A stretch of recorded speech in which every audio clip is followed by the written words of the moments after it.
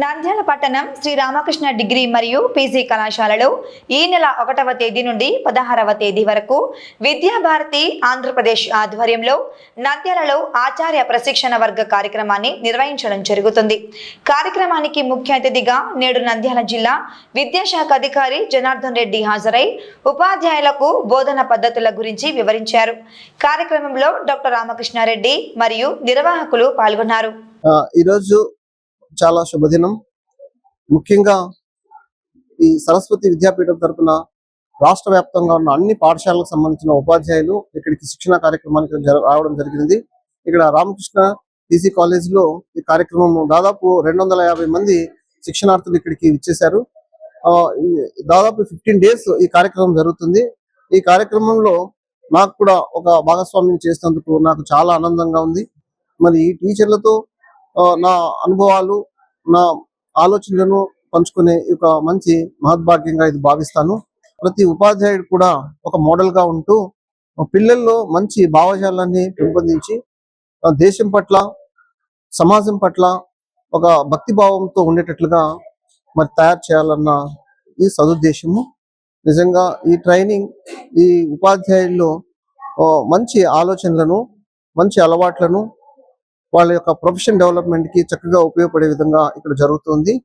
దీని తదనంతరము ఈ పాఠశాలలో పిల్లల్లో మంచి భావాలను పెంపొందింపజేసి మంచి పౌరులుగా విద్యార్థులు తయారు చేస్తారని నేను ఆకాంక్షిస్తున్నాను. కన్నా భాస్కర్, విద్యాభారతి ఆంధ్రప్రదేశ్ సంఘటనా కార్యదర్శి. విద్యాభారతి ఆంధ్రప్రదేశ్ 10 సంవత్సరము 20 రోజుల పాటు నిర్వహించేది. ఈ సంవత్సరం పరిస్థితులను బట్టి ఎండాకాలం కాబట్టి 15 రోజుల పాటు ఉపాధ్యాయులందరికీ, ఆచార్యులు, మాతాజీలందరికీ కూడా ఇక్కడ వర్గం నిర్వహించడం జరుగుతుంది.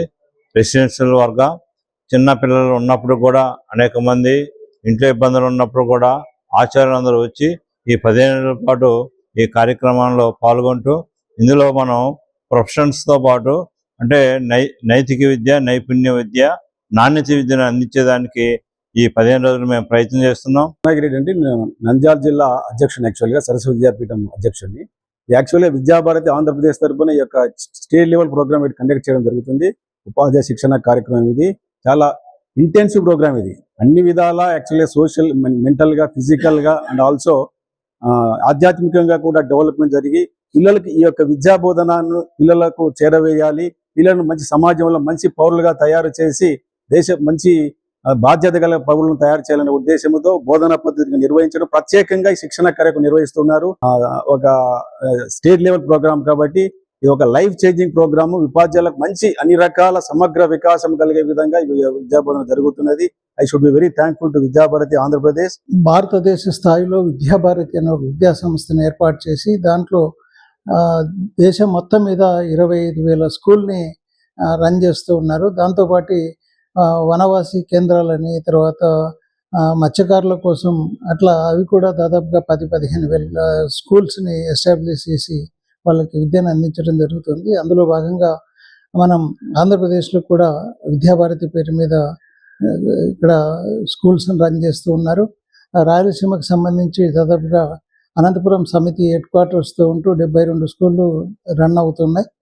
మొత్తం రాష్ట్రం మొత్తం మీద ఉన్నటువంటి కొత్తగా చేరినటువంటి టీచర్లకు అందరికీ కూడా మన దేశ సంస్కృతి సాంప్రదాయాలని విద్యార్థులకు ఏ విధంగా తీసుకురావాలి తెలియజేయాలన్నటువంటి భావంతో ఈ సంవత్సరం నంద్యాల కేంద్రంగా రామకృష్ణ డిగ్రీ అండ్ పీజీ కాలేజీలో దాదాపుగా 300 మంది అధ్యాపకులకి 15 రోజుల పాటు శిక్షణ కార్యక్రమాన్ని ఏర్పాటు చేశారు. ఈరోజు డిఓ గారు కూడా వచ్చి వారికి మంచి సందేశాన్ని ఇచ్చి మంచి క్లాసులు కూడా తీసుకోవడం జరిగింది. వారికి ప్రత్యేకంగా ధన్యవాదాలు తెలియజేసుకుంటున్నా.